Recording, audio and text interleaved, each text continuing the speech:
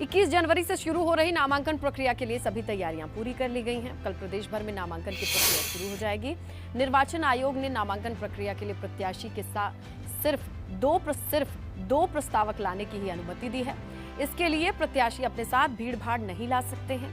साथ ही निर्वाचन आयोग द्वारा ऑनलाइन नामांकन प्रक्रिया की भी व्यवस्था है। उत्तराखंड में विधानसभा चुनावों के लिए नामांकन प्रक्रिया की तैयारियां पूरी हो गई हैं। इस वक्त मैं जिला निर्वाचन अधिकारी देहरादून के कार्यालय के बाहर मौजूद हूं और आप देख सकते हैं कि नामांकन प्रक्रिया के लिए जो बैरिकेडिंग की व्यवस्था है वो लगा दी गई है। कल से 21 जनवरी से पूरे प्रदेश में विधानसभा चुनावों के लिए नामांकन प्रक्रिया की शुरू कर दी जाएगी और उससे पहले आप देखेंगे तो हर तरह से जो व्यवस्थाएँ हैं उनको चाक चौबंद किया जा रहा है ताकि किसी भी तरह की कोई चूक ना हो। सुरक्षा के मद्देनज़र और कोविड प्रोटोकॉल के मद्देनज़र हर तरह की व्यवस्थाएँ यहाँ की जा रही हैं।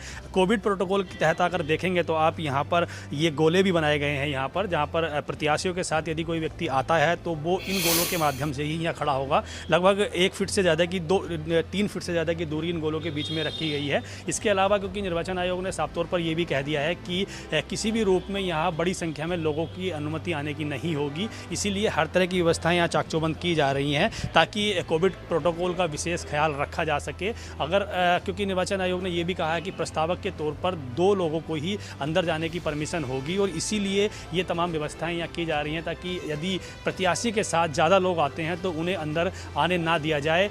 बैरिकेडिंग की जो व्यवस्था है वो इसीलिए भी की जा रही है कि प्रत्याशी के साथ ज़्यादा लोग यदि आते हैं तो उन्हें बाहर ही रोक दिया जाए। हालांकि निर्वाचन आयोग ने यह साफ कहा है कि प्रत्याशी के साथ ज़्यादा लोग नहीं होंगे, किसी भी तरह का हल्ला नहीं किया जाएगा, जनसभाएँ नहीं होंगी, रैलियों के माध्यम से लोग नहीं आएंगे। तो ये तमाम व्यवस्थाएँ यहाँ दुरुस्त की जा रही हैं और कल से जब नामांकन प्रक्रिया शुरू हो जाएगी तो उस दौरान ये देखना होगा कि किस तरह से प्रत्याशी यहाँ पर आते हैं। और एक खास बात ये भी है कि इस बार चुनाव आयोग ने ये भी तय किया है कि कोई प्रत्याशी यदि ऑनलाइन प्रक्रिया नामांकन करना चाहता है तो उसके लिए चुनाव आयोग की वेबसाइट पर हर तरह की व्यवस्थाएं की गई हैं। उस पर सारी डिटेल दी गई है कि किस तरह से नामांकन प्रक्रिया को ऑनलाइन किया जा सकता है। इसके साथ साथ ही अगर यहाँ पर देखेंगे तो देहरादून की जितनी भी विधानसभाएँ हैं उनके लिए यहाँ अलग अलग बैरिकेडिंग लगाई गई हैं जिला निर्वाचन अधिकारी के यहाँ, और दूसरी जो एरिया हैं वहाँ पर भी तमाम व्यवस्थाएँ की गई हैं। तो अब कल का इंतजार है जब तमाम प्रत्याशी यहाँ नामांकन प्रक्रिया के लिए आएंगे और चुनावों की जो प्रक्रिया है नामांकन की उसको किस तरह से आगे बढ़ाते हैं और किस तरह से कोविड प्रोटोकॉल का ख्याल रखते हैं।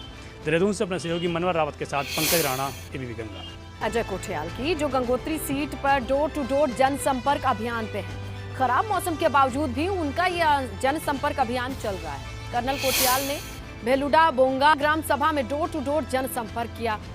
भेलुडा ग्राम सभा में तेज बारिश के बावजूद भी कुछ महिलाएं कर्नल कोठियाल से मिलने पहुंची और पार्टी की सदस्यता ली।